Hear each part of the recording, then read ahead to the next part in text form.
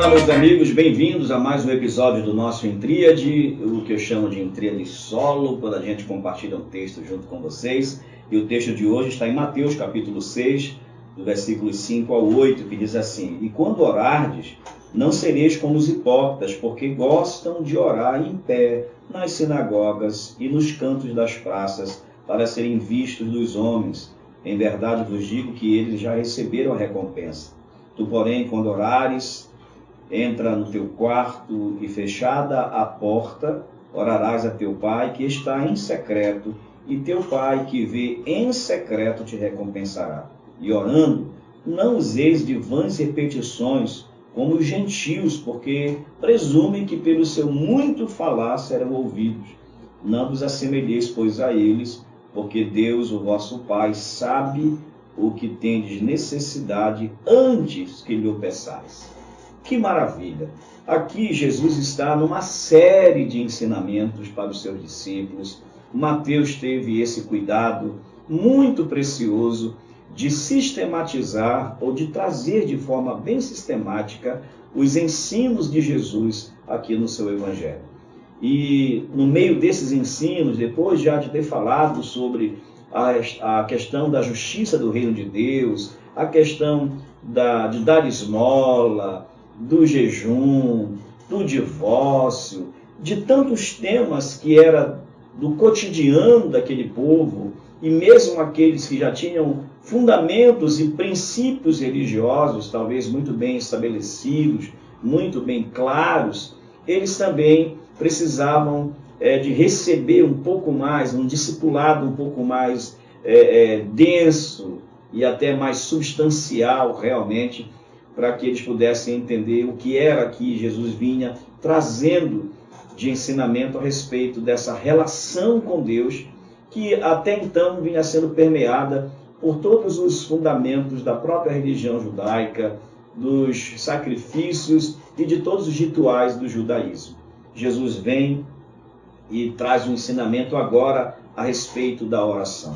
Era importante que ele ensinasse, em primeiro lugar, e eu vou começar mesmo falando que é em primeiro lugar, mas eu vou começar no último versículo que eu li, e ele vai ser o que estará em primeiro lugar, você vai entender já porque eu estou dizendo isso, porque lá no final ele diz assim: não vos assemelheis, pois, a eles, porque Deus, o vosso Pai, sabe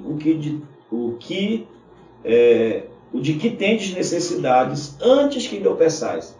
Ou seja, ninguém vai a Deus para levar a Deus uma necessidade que ele não conheça. Ninguém leva diante de Deus, no seu bojo de oração, no seu caderno de oração, no seu momento de oração, nenhum tipo de sofrimento, dor e demanda que ele já não conheça. Nós não vamos para Deus como alguém que vai chegar diante de alguém que não conhece as nossas demandas, que não conhece as nossas dores. E nós não vamos simplesmente diante de Deus para lhe apresentar e para lhe convencer a respeito do grau de sofrimento que a gente está enfrentando. Talvez algumas pessoas se aproximam de Deus e na tentativa, de alguma forma, até uma tentativa ilusória, de tentar querer convencer Deus a lhe ser benevolente, a lhe responder com mais pressa, começa a apresentar as suas lutas com todas as nuances e detalhes de alguém que está em extremo sofrimento, imaginando que ao relatar para Deus todas as suas dores e angústias e sofrimentos, vai conseguir convencer Deus a lhe responder. E aí o próprio Senhor Jesus vem e diz assim: olha, antes mesmo que vocês apresentem para Deus o conteúdo, o roteiro da oração, dos pedidos que vocês vão fazer diante de Deus, antes mesmo que vocês cheguem com essa relação de coisas que vocês têm para apresentar a Deus, Ele já sabe tudo. E aí isso pode gerar uma espécie de angústia. Então, o que é que eu vou fazer na oração? O que de fato eu vou fazer na oração? E aí eu vou voltar para o versículo 1. Nós não precisamos ir para a oração para convencer Deus a fazer nada por nós. Segundo, nós também não vamos à oração para mostrar às pessoas que nós somos pessoas que oram. Quando vocês orarem, vocês não vão ser como os hipócritas que gostam de se mostrar. Ninguém deve orar para ser qualificado como homem ou mulher de oração. É maravilhoso a gente sim, quando alguém diz, olha, eu sei que aquele pastor, eu sei que aquela irmã, ela é uma irmã de oração, mas isso não deve ser algo que seja a motivação da sua oração. Não deve estar estampado, né, na sua camiseta dizendo homem de oração, mulher de oração. Você não deve anunciar aos quatro cantos que no dia tal, a hora tal, você vai passar X horas diante da presença de Deus em oração. Porque quando você faz isso, você age como os hipócritas e a sua oração nada mais é do que um produto para ir para a vitrine, para mostrar que você é importante, que você é um homem de oração e extremamente humilde que ora muito. Por outro lado, também não devemos colocar na oração o peso das nossas próprias vaidades, de achar que a gente tem algum tipo de prerrogativa própria para chegar diante de Deus. Quando vocês vão orar, não vão para as praças, para que todo mundo olhem para vocês e recompensem vocês, aplaudindo vocês, porque naquele momento a tua oração, ela não chegou no status de oração, porque ela não chegou até a presença de Deus. Ela ficou nessa horizontalidade, é o que Jesus está falando aqui. Essa oração não chegou diante de Deus, porque a recompensa dessa oração, ela é uma recompensa aqui, na horizontalidade das nossas relações. A oração, ela é, em sentido muito primitivo e fundamental, uma relação vertical. A gente se relaciona com Deus. E essa intimidade com Deus, sim, que se derrama, essa intimidade com Deus, essa oração que nos leva a colocar o nosso coração em sintonia com o coração de Deus, é que vai provocar as nossas ações horizontais, trazendo uma espécie de desaguamento daquilo que a gente recebe de Deus para aqueles que estão no nosso entorno. E aí no versículo 6, ele diz, vocês, porém, quando orarem, como é que vocês devem fazer? Primeiro, entra no teu quarto. E aqui você pode dizer, pastor, mas a minha casa nem quarto tem. O seu quarto pode ser só seus olhos fechados. O seu quarto pode ser só um lugar de silêncio. O seu quarto pode ser lá o quintal da sua casa. O seu quarto não é necessariamente um cômodo da sua casa, mas um estado de concentração, de humildade, de recolhimento, é um estado de encontro consigo mesmo e pegar esse ser que está ali pleno diante de você, que é você, e colocar diante da presença de Deus.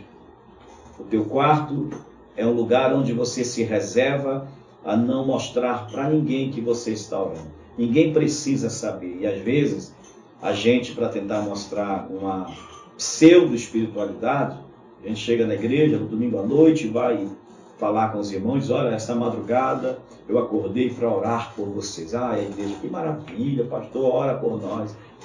Só ore que Deus vai agir. Você não precisa anunciar as suas horas de oração, o seu tempo de oração. Entra no teu quarto e fechada a porta. Aqui não é fechada a porta no sentido do isolamento.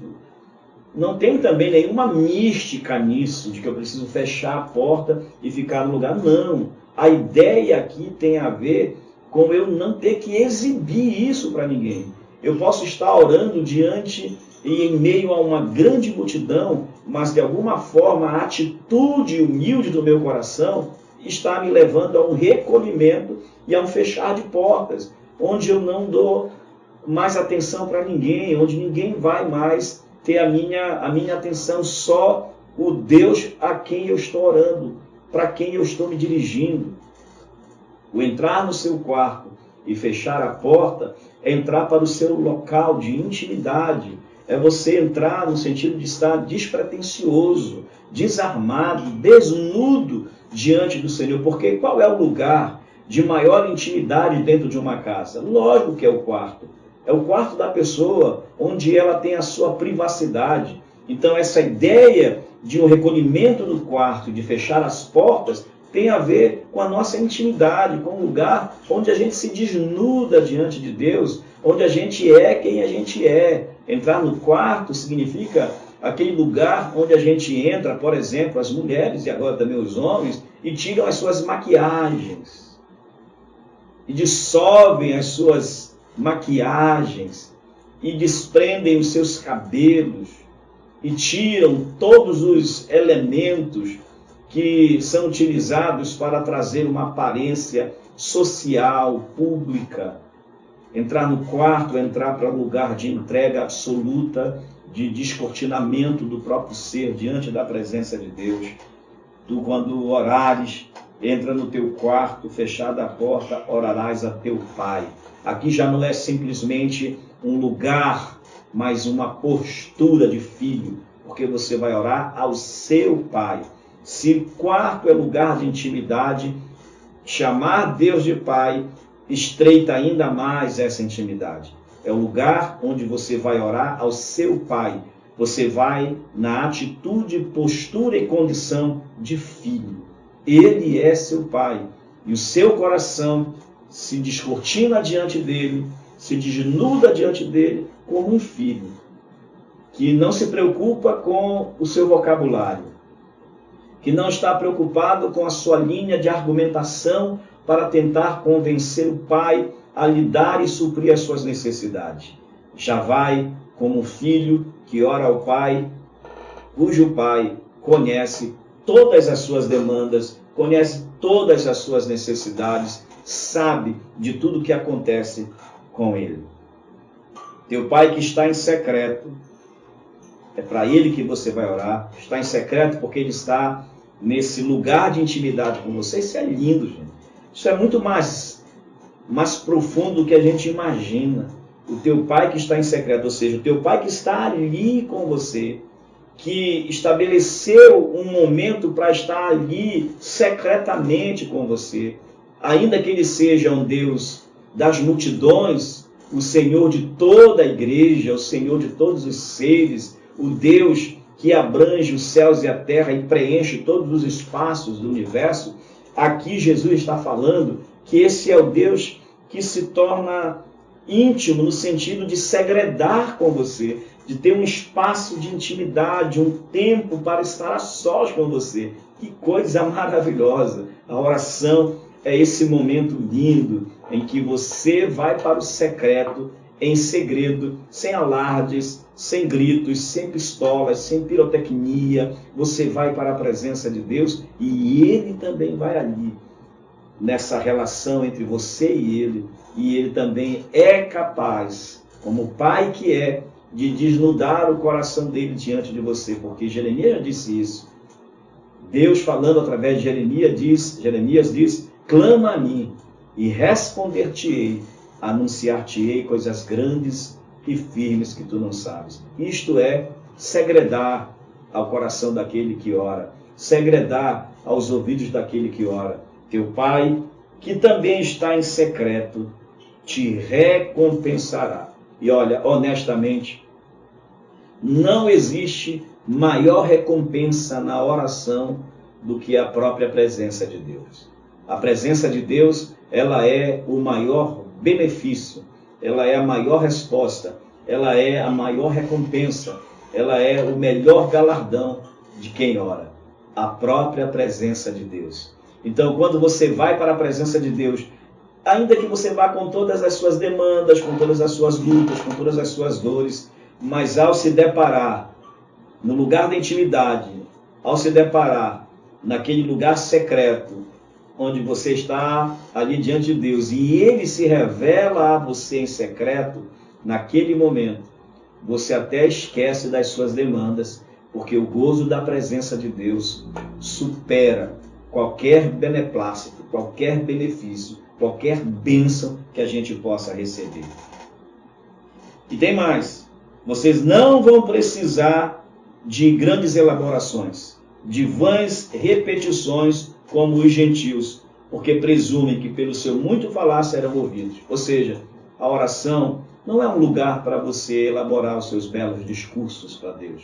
para que as pessoas ouçam. Às vezes as pessoas vão orar e elas começam a contar as histórias da Bíblia para Jesus.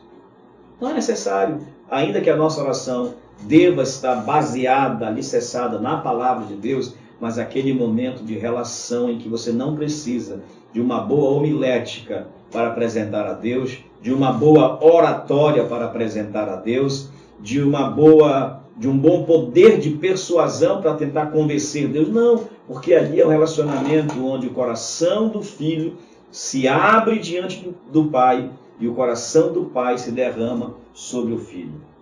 Portanto, vocês não precisam de repetir e repetir e repetir.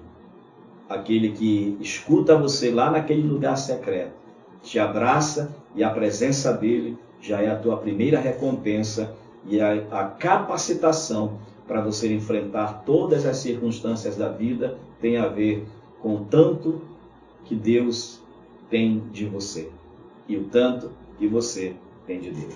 Para finalizar, ele diz: não vos assemelheis, pois, a eles, porque Deus, o vosso Pai, sabe o de que tendes necessidades antes que lhe o peçais. Ou seja, não sejam como eles, não sejam como esses hipócritas que vão com discursos para Deus. Vão com a certeza de que você vai diante daquele que sabe tudo sobre você. Deus abençoe a sua vida e até o próximo episódio, se Deus quiser.